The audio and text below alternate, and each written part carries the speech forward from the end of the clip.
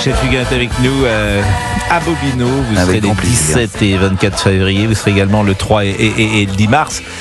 Moi, quand je vous vois, alors c'est la première fois que je vous rencontre, mais je trouve qu'il y a une énergie et une forme que tout le monde n'a pas à l'âge canonique, vous savez, Monsieur Fugain. Parce que si vous avez fait ce métier depuis 60 ans, vous avez un certain âge quand même. J'ai 83 cette année. Mais alors, j'ai l'impression quand même, je sais pas, vous avez un secret. Vous buvez pas, vous fumez pas? Non, rien. On me demande si tu fais du sport. On me l'a demandé hier soir.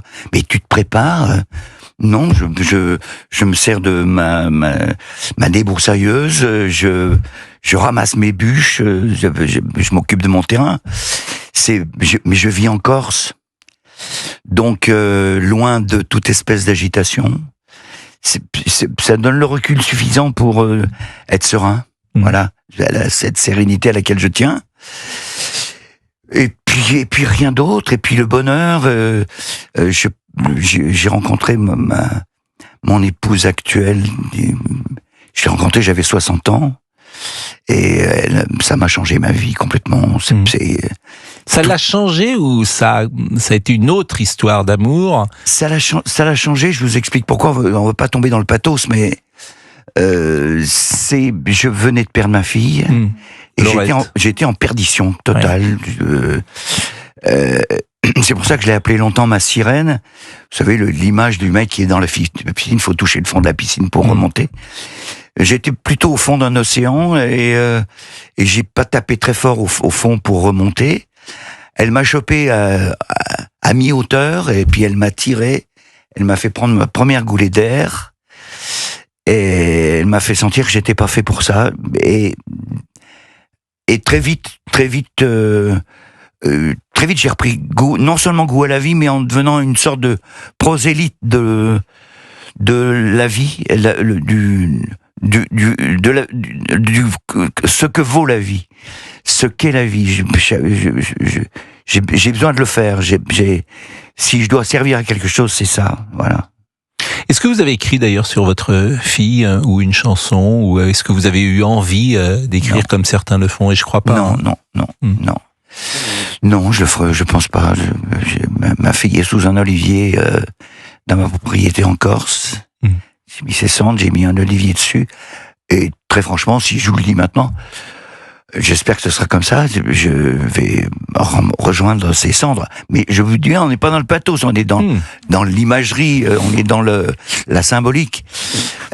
Voilà. La carrière est longue, avec des chansons extrêmement populaires, avec des chansons. Alors, lorsqu'on est ce matin, je suis arrivé dans le studio avec mes amis et je dis, moi, il y a une chanson que j'adore, c'est Forteresse, parce que chacun doit avoir parfois, c'est ce que les autres doivent vous dire.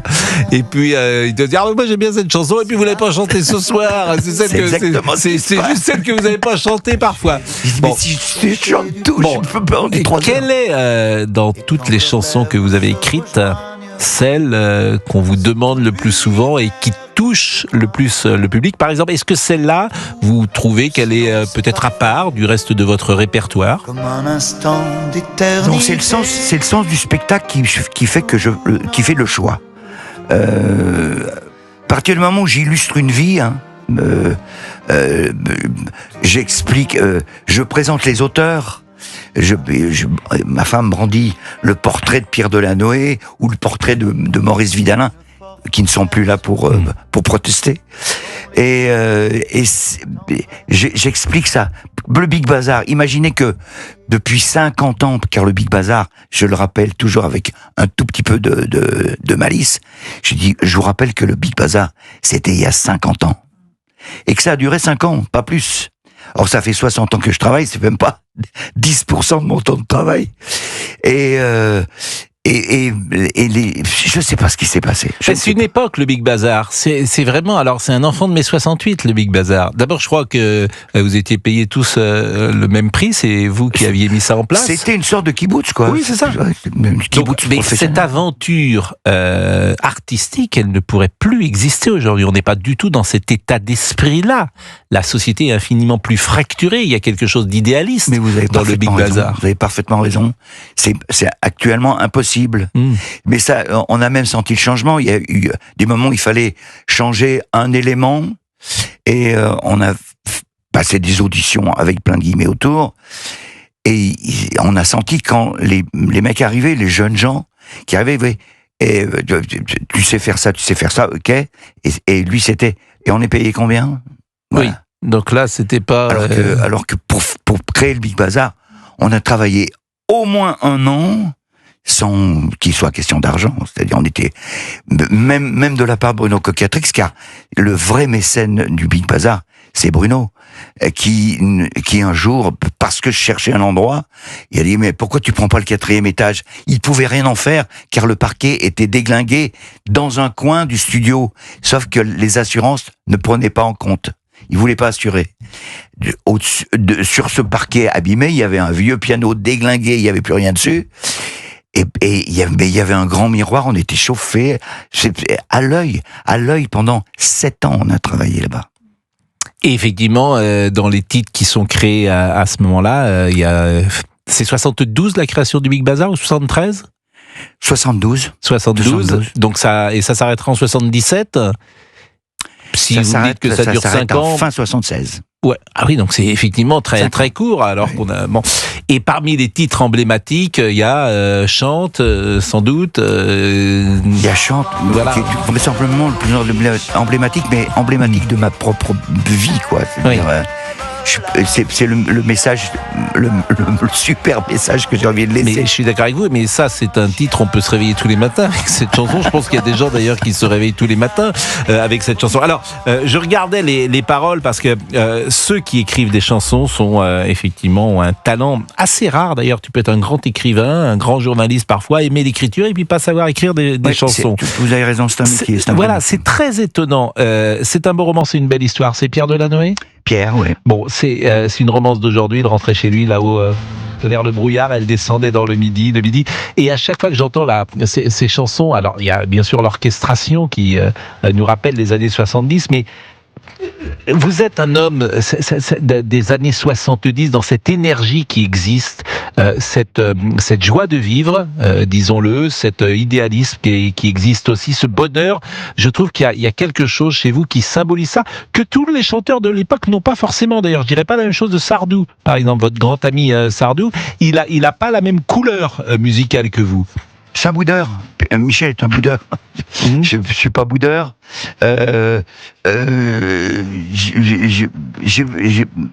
Définitivement, je vois le verre à moitié plein plutôt que le verre à moitié vide. J'ai forcément un avis sur le monde qui m'entoure, mais j'en tire pas. J'ai pas envie d'en tirer.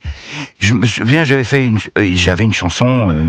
Une chanson qui est une super bonne chanson qui s'appelle La Bête Immonde et que j'avais dans le spectacle et qui était vraiment qui faisait un gros effet dans les gens recevaient bien cette chanson. Et vous l'avez enlevée ? Oui, je l'ai enlevé parce qu'au Canada, La Bête Immonde, ça veut pas dire grand-chose. Ils ont pas eu. C'est un pays qui n'a jamais été envahi et où les gens sont relativement calmes. Mais je l'ai enlevé. Et ça n'a rien, ça a allégé le spectacle. Et j'ai toujours regretté que cette chanson finisse sur une note véritablement noire. Or, j'ai envie que ça s'éclaire à la fin. C'est génétique, c'est comme ça. J'ai envie que ça s'éclaire à la fin. J'ai envie qu'il y ait une solution ou une possibilité de séduction, d'espoir. Et puis vous n'avez plus envie de passer évidemment ce message-là. Mais puisque vous parlez du Canada, il y a une chanson, je suis pas sûr que Géraldine la connaisse, ni la régie, mais c'est une chanson qui a été un tube incroyable, je sais pas si 75, 76 ou 77, c'est Les Acadiens. Il y a...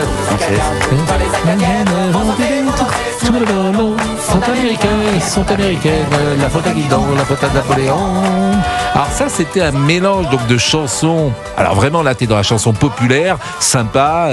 Évidemment, en plus, à l'époque, il y avait que 3 périphériques, donc tous les petits Français chantaient ça. Oui. L'été, on chantait ça. C'était une chanson qu'on aimait. Et puis il y a un registre effectivement très différent. Vous avez su marier des registres parfois différents. Sur scène, qu'est-ce qu'on vous demande principalement aujourd'hui Les gens demandent rien. je leur impose. Non, c'est-à-dire qu'il y a une suite logique, ils comprennent très vite comment ça se passe. C'est-à-dire que toutes les chansons du Big Bazar, c'est la première partie. Il y a tous les gros tubes dont vous parlez là, ils arrivent en premier, d'accord ? Je leur balance. Mais en même temps, j'explique. Mais vous n'avez rien à faire ? J'explique, je veux dire, j'avais une petite mélodie pour expliquer le rôle du parolier. Le parolier, c'est ce que vous avez souligné tout à l'heure. Le parolier, il mettait des paroles. C'était pas des auteurs, ils se considéraient pas comme des auteurs, des maîtres des paroles sur de la musique. C'est un métier très, très, très difficile. Faut avoir le sens du rythme, faut respecter la mélodie. Et la mélodie qui est contraignante, forcément. Parce que c'est pas des alexandrins quand vous créez une mélodie, d'abord. C'est une évolution. La mélodie, c'est un poème en notes, et il faut que le poème qui va s'imbriquer dedans ne casse rien, n'abîme rien, et au contraire. Pierre a écrit dans un de ses bouquins, ce qui est important dans une chanson, c'est la musique. Mais on a besoin des paroles pour s'en souvenir. Mais je crois qu'il y a 1000 chansons de Pierre Delanoë, puis j'ai souvent... Il en a écrit 5000. C'est une conversation que j'ai souvent eue avec Didier Barbelivien, parce que moi je suis très admiratif des gens qui savent écrire des chansons. Puis comme nous, on sait quand même a priori un peu écrire, les journalistes, j'espère, en tout cas, parfois on a tenté d'écrire, et puis c'est un genre très particulier, effectivement. Je ne sais pas si on peut parler de technique, d'inspiration, de poésie, c'est un mélange de tout ça, mais tout le monde n'a pas accès facilement à pouvoir écrire une chanson, même s'il sait écrire. C'est écrire sur de la musique, c'est un vrai métier. Ouais. Ça, c'est vraiment difficile. Si vous n'avez pas le recul, si vous savez pas. Pierre était, il était musicien dans l'âme.